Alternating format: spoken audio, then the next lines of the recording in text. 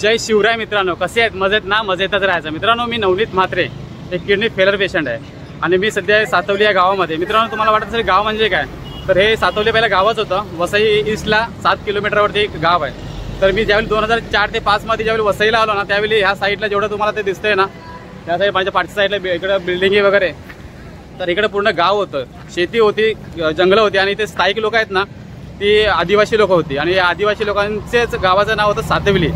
तर ह्या ठिकाणी मी 10 ते 15 वर्षी इथे राहिलेलो आहे आणि इथेच माझं स्वतःचं घरसुद्धा होतं. आणि ज्यावेळी मी ह्या ठिकाणी राहतो ना, त्यावेळी मी ते एक सातवलीचे गावदेवी ग्रामस्थ मंदिर आहे, या मंदिराला मी खूप वेळा भेट दिलेली आहे. ते खूप सुंदर असं मंदिर आहे आणि मी त्या मंदिरामध्ये दर शनिवारी रविवारी नेहमी जातच असायचो. तर आज मी तुम्हाला तिकडे घेऊन जातो. मित्रांनो, मंदिरात जाण्यापूर्वी ना तुम्हाला इथे तलाव दिसेल.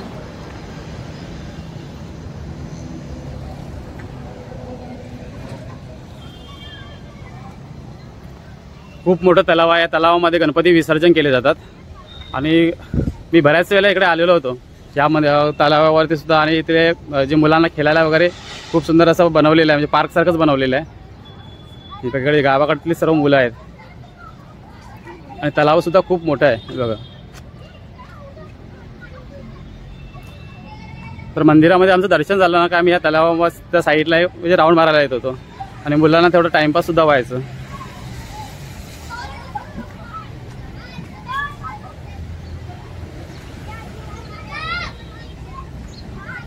भरपूर अशी मुलं खेळतात इकडे.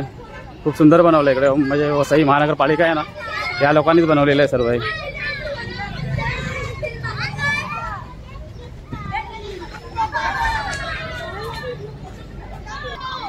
मित्रांनो, हे तलाव पहिला खूप जुनं होतं आणि याचं आता डेव्हलपमेंट झालं, म्हणजे खूप वर्षाला डेव्हलपमेंटला. आणि आता इकडे सर्व पूर्ण जे नवीन नवीन बनवले ना एक मुलांना खेळण्यासाठी, ते सुद्धा खूप सुंदर आहे. तर सातवलीला तुम्ही कधी आलात ना, तर ह्या तलावाला सुद्धा खूप भेट द्या. आता आपल्याला जायचं आहे मंदिरामध्ये. मंदिरात जाऊया, देवीचं दर्शन घेऊया. मित्रांनो, काय असतं, मी ह्या सातवलीमध्ये ना खूप वर्ष राहिलो आणि ज्यावेळी आपल्याला बोलतात ना की कुठले आपल्याला जेव्हा संकट वगैरे येतात, त्यावेळी आपण देवाच्या दर्शनासाठी जातो कुठे ना कुठेतरी. तर इथले जो आदिवासी लोकांचं एक मंदिर आहे, सातवलीची गावदेवी माता, या ग्रामस्थ मंदिरामध्ये ना मी खूप वेळा आलो होतो. आणि ज्यावेळी आपल्याला कुठली संकट वगैरे आली ना, तर मी इथे येऊन देवीच्या चरणी आपले गाराणे गात होतो आणि त्याचा मला प्रत्येक वेळी येत होता. मित्रांनो, कसं असतं, आपण देवाची ज्यावेळी भक्ती करतो ना, त्यावेळी देव हा एकच असतो. मग तुम्ही कोणत्याही देवाची भक्ती करा, कोणत्या गुरुची पूजा करा, आपण ज्या गोष्टीमध्ये आपण आपलं देव शोधणार ना, तिथे तो आपल्याला नक्कीच मिळणार. मित्रांनो, ही वसई महानगरपालिकेची बस आहे, विरार आहे आणि इथून सुटते, डायरेक्ट सातवलीला बसते आणि डायरेक्ट सातवली टू विरार. खूप लोकांची गर्दी असते विरार बसला, जशी ट्रेनची गर्दी असते ना, तेवढीच गर्दी या विरार बसला सुद्धा होते. इकडे बसचा डेपो आहे, इथून प्रत्येक बस सुटते. सातवली, विरार, जे काही वेगवेगळ्या एरियामध्ये जातात ना, तिथून सुटते. आणि साईडवरच्या साईडला संपूर्ण डोंगर आहे, डोंगर परिसर आहे मित्रांनो. हे बघ, माझ्या पाठीमागे जेवढी तुम्हाला हिरवळ दिसते ना, त्या हिरवळीच्या आतमध्येच आपल्याला टाकल्याची भाजी भेटणार आहे.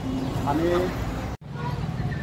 मित्रांनो, खूप सुंदर असं मंदिर आहे. आता मंदिर हे नवीन मंदिर आहे, पण ज्यावेळी जुनं मंदिर होतं ना, ते मला पूर्णपणे आठवते. आता त्याचं फोटो वगैरे माझ्याकडे नाही, पण ज्यावेळी 2006-07 मध्ये हे मंदिर होतं ना, खूप जुनं मंदिर होतं. तेव्हापासून मी या मंदिरामध्ये येतो. मंदिराच्या साईडला एकदम म्हणजे फिरण्यासाठी सुद्धा जागा आहे, जेव्हा प्रदक्षिणा घालतो ना, त्यासाठी खूप सुंदर अशी जागा आहे. तर तिकडे लहान मुलं वगैरे खूप खेळायला येतात आणि साईडलाच गार्डन आहे आणि तलावसुद्धा खूप मोठा आहे, ते तुम्हाला दाखवलेलंच आहे. खूप मोठीशी जागा आहे मंदिराच्या परिसरामध्ये. साईडला महाराज सुद्धा आहेत.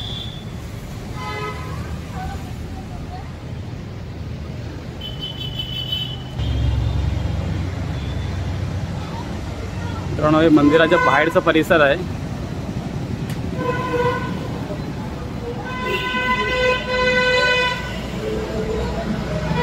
सुरुवातीला आपल्याला हे सिंहाचं एक सुंदर अशी मूर्ती दिसते. त्याच्यानंतर समोरच सातवली गावदेवी मातेचं एक सुंदर असं रूप तुम्हाला दिसतं.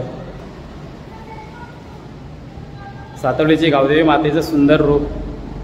मित्रांनो, नेहमी इथे पूजा होते, खूप भाविक येतात, बाहेरून सुद्धा भाविक येतात आणि दर्शनासाठी जातात.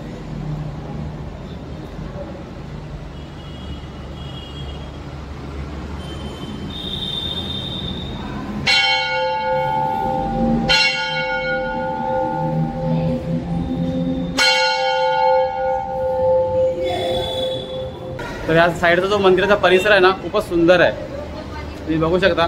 इथे बसायला वगैरे जागा खूप छान आहे. आणि मला आज मी कामावरून डायरेक्ट आलो, नाही तर माझ्या फॅमिलीलाच घेऊन असतो, कारण की माझे मुलं वगैरे इथे येतात, खूप खेळतात वगैरे, कारण की त्यांना हे जागा खूप ओळखीची सुद्धा झालेली आहे. परंतु जुनी तुम्हाला इंडस्ट्री दिसते ना, तिथे मी 2004 ते 5 या वर्षी मी काम करत होतो. आणि त्यावेळी इकडे संपूर्ण म्हणजे एकदम जंगलच होतं, सर्व शेती वगैरे होती. आणि हा जो मेन रोड तुम्हाला दिसतात तिथून गाड्या येतात ना, या सिंगल रोड होता, म्हणजे एकच गाडी झाली एवढा जाऊन दुसऱ्या गावाला जुना रोड असतो ना, अशा प्रकारचं ते रस्ता होतं. आणि ज्यावेळी मी या रस्त्यातून सातवलीतून उतरलो ना, की चालत यायचो, पहिला या मंदिरामध्येच येत होतो. मंदिरामध्ये दर्शन घेतलं सकाळी की पुन्हा मी त्या कंपनीमध्ये कामाला जात होतो. पुन्हा रिटर्न कामावरून सुटलो की संध्याकाळी पुन्हा या मंदिराचे दर्शन घ्यायचं आणि घरी जायचं. असं करता करता मी 4 ते 5 वर्ष मी सांताक्रूज आणि वसई असं अपडाऊन केलं. आणि त्याच्यानंतर माझं लग्न झालं आणि मग मी या वसईला येऊन स्थायिक झालो. वसईला मी 10 ते 12 वर्षे राहिलो. इथून 10 मिनिटावरती माझं स्वतःचं घर आहे. आता ते सध्या नाही आहे, कारण ते मी इथे 10 ते 15 वर्षे राहतो, त्यामुळे इथले जवळचं माझं नातं आहे. आणि ज्या वेळी या मंदिरामध्ये येतो ना, त्यावेळी मी देवीकडे मी काही ना काहीतरी मागतच असतो. देवीसाठी मी काहीच घेऊन येत नाही, परंतु जाताना खूप काही घेऊन जातो. की त्याचा मित्रांनो, आपल्या खालच्या साईडला जायचं, त्या हिरवळ जे दिसते ना तिथे आपल्याला टाकळ्याची भाजी भेटेल. बघूया थोडी मिळते का मित्रांनो. जे तुम्हाला हिरवळ दिसते, संपूर्ण झाडं आहेत ना, याच्यामध्ये तुम्हाला टाकळ्याची भाजी भेटेल. मग दाखवतो आता टाकळ्याची भाजी कशी आहे ती. तर एक टाकळा आपल्याला दिसलेला आहे बघा मित्रांनो. हे आहे टाकळ्याची भाजी. तर इकडे जास्त काही घाण वगैरे नाही आहे आणि संपूर्ण शेतीच आहे, त्यामुळे मी ज्यावेळी मंदिरात येतो ना त्यावेळी टाकळ्याची भाजी आम्ही घेऊन जातो. तर आज मी कामावरती आलो आणि डायरेक्ट बोलून त्याला मंदिरामध्ये दर्शन सुद्धा होईल आणि आपल्याला टाकळ्याची भाजी सुद्धा भेटेल.